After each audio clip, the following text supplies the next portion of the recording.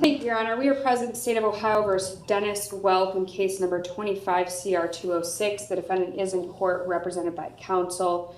We were last here on May 14th where the defendant pled guilty to count 5 and count 6, both being sexual battery felonies of the 3rd degree. At that time, the court referred the defendant for a pre-sentence report and victim impact statement. Those reports have been completed and the state is prepared to proceed with sentencing. Mr. Watson. Thank you, Your Honor. May it please the court. I'm going to be brief. This was a heinous crime, Judge. This was horrible in a lot of ways, but most importantly, because this was a minor child who almost assuredly didn't fully understand what was going on with somebody whom was entrusted to love her and to protect her. However, Your Honor, this is not indicative of who Mr. Welk is as a person. Yes, he has a record. Yes, he has been to prison, but it's mainly in the past been for drug offenses, I believe some theft offenses, nothing of this magnitude. On this day, and this is not an excuse, Judge, for his behavior, but on this day, Mr. Welk was drinking a lot, was highly intoxicated, and took advantage of his stepdaughter. Since the day I met him, he is in disbelief that he did this. He has expressed to me his remorse and his sadness, and how he hurt her, how he hurt his wife, how he hurt the rest of his family. He knows, Your Honor, that he's going to be spending a lot of time in jail coming up. I know there's discretion with the plea with how much time that equates to. This court has a lot of discretion with that. Earlier in chambers, the state and I presented to the court a joint recommendation for 8 years. I'm going to respectfully ask the court to consider imposing that sentence because I believe Mr. Welk is remorseful.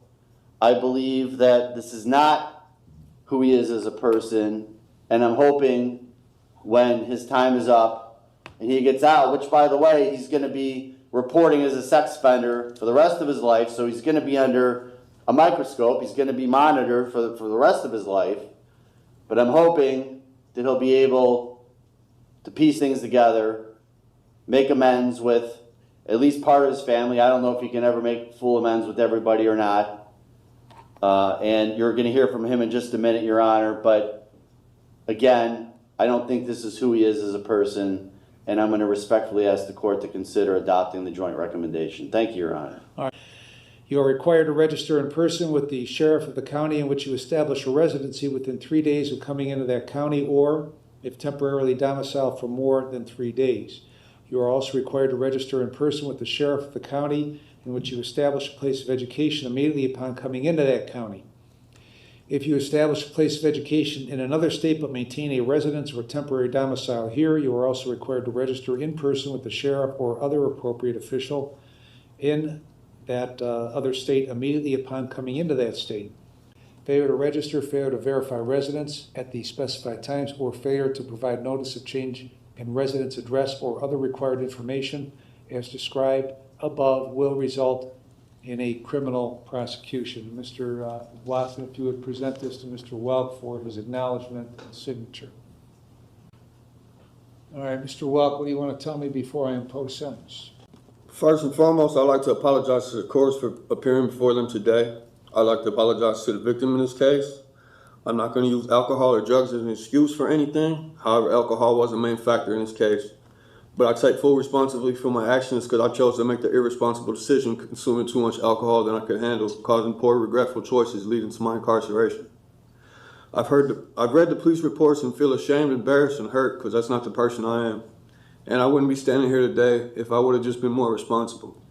I have 4 younger children that I've let down because of being locked away from them. missing out on watching them grow, having to deal with that as a heartache alone. The only thing I can do now is work on myself while incarcerated, take advantage of all programs they offer, and become a better man and a better father, and not give up doing so. I have to make this my last time in jail, and I plan to. I'm sincerely remorseful to my victim in this case, letting her down when I was supposed to be a father figure in her life. I beat myself up over this every day.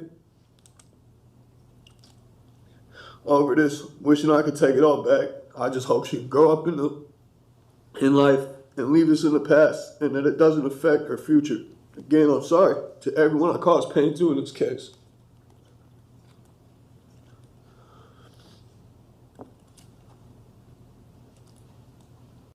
Ms. Alessi?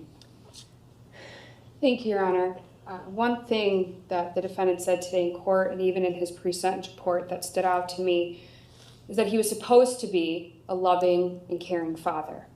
And I couldn't agree more with that. He should have been someone that the victim could trust and rely on for protection and guidance. And instead, he used his role as a parental figure to manipulate her, exploit her, and violate her. And while there is a jointly recommended sentence here, the state believes it's essential to highlight not only what the defendant did pre-indictment, but also what he did after his arrest in this case. While incarcerated, he continued to communicate with the victim while in the Lake County Jail. He attempted to guilt and manipulate her by blaming her for her own suicide attempt at the East Lake Jail. He pressured her to express her feelings to law enforcement about him or her desire for him to only receive a short sentence. He spoke of wanting to attend counseling together. He emphasized they were a team and told her he loved her, despite being her abuser, despite doing what he did here. And during several of these recorded calls, you can hear the victim crying, further illustrating just the ongoing emotional harm caused by the defendant and his conduct. This behavior demonstrates his continued disregard for the well-being of the victim, his family, and his ongoing efforts to control her and manipulate her. The defendant today in court said he's remorseful, but in the pre-sentence report, he didn't believe he did anything wrong, and he wants to take this to trial. So I'm not sure what this court can believe. He has a lengthy criminal history, including 4 prior prison numbers and 5 felony cases. And all of this, I think, supports the need for a significant term of incarceration, and respectfully ask this court to impose a jointly agreed sentence of 8 years. Thank you. Thank you. Why did you call her after you were in jail? Because I was told by the detective I was allowed to. Okay. I didn't call her, I called my wife and she answered the phone. All right. And what contact did you have with her about retracting her statement or modifying her statement? It wasn't retracting. We talked about counseling, going to counseling and stuff, because that was something that they was talking about making them do, and something she said she didn't want to do.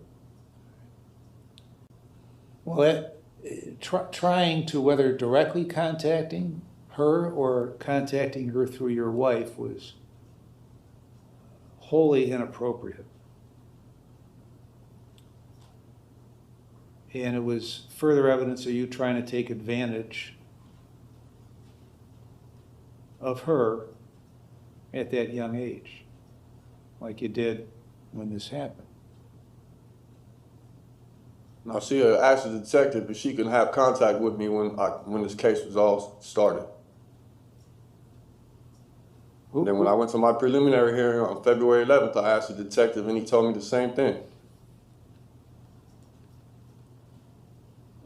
All right. Well, you're experienced enough in the system to have the wisdom that you shouldn't have been contacting her. Okay. In talking to her, having about anything having to do with this case. So you've in your statement, you say you apologize to her, but then in the pre-sentence report, you talk about how you don't believe you did everything you're accused of doing and wanted to take this to trial. What's that all about?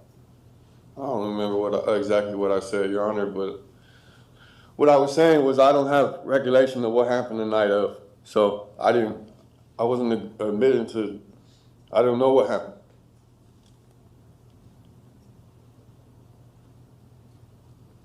So did you or didn't you do this stuff? Yes. And I got to tell you, it doesn't get much worse than this kind of stuff. I understand. And I would note in the record that in 2009 or 2010, you were sentenced to prison on a burglary, released on judicial release, and then returned to prison after a violation of the judicial release. And you were released January 7th of 13. You went back to prison on another case on May 1st of 13 and got out in August. Went to prison on an attempted burglary, trespass in a habitation, breaking and entering, June 23 of 16 through August 5 of 18. A whole bunch of theft offenses between that last prison sentence and where you are today. So you've had a lifetime of criminal activity, but none worse than what has occurred here. So I've reviewed the pre-sentence report and a victim impact statement. I've considered what you have said, what counsel has said, and I've also considered that they've made a joint recommendation of 96 months in prison.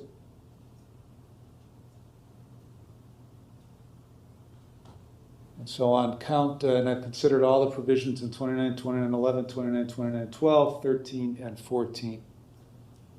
In consideration of all that, on count 5, I'm going to sentence you to a term of 60 months. On count 6, I'm going to sentence you to a term of 60 months that will be consecutive to one another, with credit for 143 days. And consecutive sentences are necessary to protect the public from future crime by you and for appropriate punishment. All right, get out, man. Come on, man. Sit What down. you mean, man? Stay down. No, man. Get me the fuck out of here, man. Judge. No, And- fuck took my plea back, man. Get me the fuck out of here, man. Get me out of here. Get me out of here, man. Get me out of here, man. Almost done, Judge. Get me the fuck out of here. And they No, man. Get me out of here. Get consecutive, me out of here, man. What the fuck you mean, nigga? Get me the fuck out of here. Man, get me the fuck out of here, nigga. Let me get my leg. Get me out of here, man. Just take him in the chair. Okay, we're in this chair. All right. Listen to the more. Put me on your visiting list Uh, for jail and for. All right, man. Stop touching me, man. I'm not doing shit, man. I'm not doing shit. I'm not doing shit. What the fuck do all this? all right, consecutive sentences are necessary to protect the public from future crime by the defendant and for appropriate punishment. And they are very proportionate to the seriousness of the conduct and the danger he poses to the public. And his history of criminal conduct demonstrates that consecutive sentences are necessary to protect the public from future crime by the defendant. Costs are assessed, the remaining charges are dismissed. Anything else, Ms. Alessi? No, Your Honor, thank you. Mr. Watson? Nothing further, Your Honor. All right, we're adjourned. All right.